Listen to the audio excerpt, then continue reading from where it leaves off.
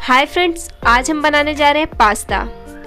इस पास्ता की रेसिपी को मैं चाइनीज स्टाइल में बनाती हूँ सॉसेस यूज़ करके, और इसमें कुछ मसाले और वेजिटेबल्स भी यूज़ करती हूँ जिससे बहुत अच्छा देसी फ्लेवर आता है।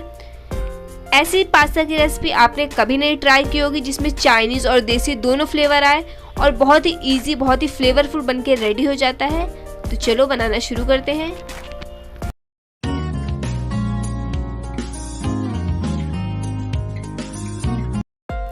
तो सबसे पहले हमें यहाँ पास्ता को बॉईल कर लेना है। उसके लिए हमने पैन में पानी ले लिया है। इसमें 1 टेबलस्पून नमक ऐड कर देंगे और आधा टेबलस्पून ऑयल ऐड कर देंगे, और इन दोनों चीज़ों को अच्छे से मिक्स कर देंगे। यहाँ जब पानी में अच्छे से बॉईल आ जाएगा तब हम इसमें अपना पास्ता ऐड कर लेंगे। यहाँ मैं मैक्रोनी पास्ता यूज़ कर रही हूँ। आप जो शेप का चाहे, आपको इजीली मिल जाए, आप वो ऐड कर सकते हैं। ये 1 कप मैं इसमें कॉर्न ऐड कर लूँगी, क्योंकि मैं यहाँ फ्रेश कॉर्न ले रही हूँ और कॉर्न को पकने में थोड़ा सा टाइम लगता है, इसलिए हम इसे पहले ही पास्ते के साथ थोड़ा सा बॉईल कर लेंगे जिससे बाद में कच्चा कच्चा ना लगे। अगर आप फ्रोज़न कॉर्न ले रहे हैं तो उसे बाद में ऐड करें। देखिए, पास्ते को बीच बीच में आप अच्छे से चलाते रहे कि वो नीचे पैन में चिपके ना।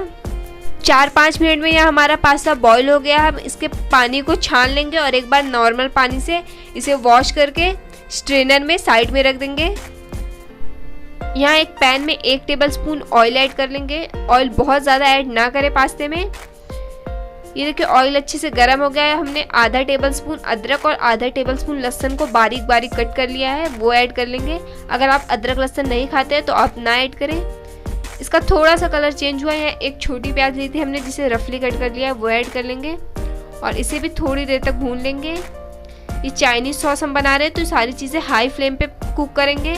ये 3 हरी मिर्च ले ली थी जिसे बीच से कट करके ऐड कर लिया है। अगर आप कम तीखा खाते हैं या बच्चों के लिए बना रहे हैं तो आप हरी मिर्च ना डालें। थोड़ा सा प्याज यहाँ पक गई है। अब हम इसमें 1 टेबलस्पून रेड चिल्ली सॉस डालेंगे। ये 1 टेबलस्पून सोया सॉस है। ये आधा टेबलस्पून ग्रीन चिल्ली सॉस है। ये 1 टेबलस्पून टमाटो केचप है। टमाटो केचप अच्छे से सॉसेस को बैलेंस कर लेता है और बहुत अच्छा फ्लेवर आता है इसका। ये आधा टेबलस्पून विनेगर है। अब सारी चीज़ों को हम अच्छे से मिक्स कर लेंगे। या मैं थोड़ी ज़्यादा क्वांटिटी में पास्ता बना रही थी, इसलिए मैंने थोड़ी सॉसेस ज़्यादा ली। अगर आप कम चाहे तो आप कम सॉसेस भी यूज़ कर सकते हैं। सारी चीज़ों को अच्छे से मिक्स करेंगे और सॉसेस को लगभग 1 मिनट तक कुक होने देंगे। अब हम इसमें थोड़े से देसी मसाले फ्लेवर के लिए जो मैजिक मसाला आता है मैगी का, वो यूज़ कर लेंगे। मैं इसमें आधा पैकेट डाल रही हूँ। ईजिली आपको कहीं भी मिल जाएगा, आप डालें, इससे बहुत अच्छा फ्लेवर आता है। और 1 टीस्पून नमक ऐड कर लूँगी। नमक हमने पास्ता बॉईल करने में भी यूज़ किया था और सॉसेस में भी नमक होता है, तो नमक आप इस टाइम पे बहुत ज़्यादा ना डालें। अच्छे से सारी चीज़ों को मिक्स कर लेंगे। अब इस टाइम पे इसमें वेजिटेबल यूज़ कर लेते हैं। ये गाजर थी जिसे पतला पतला कट कर लिया है। ये एक शिमला मिर्च थी जिसे ऐसे छोटा छोटा क्यूब में कट कर लिया है।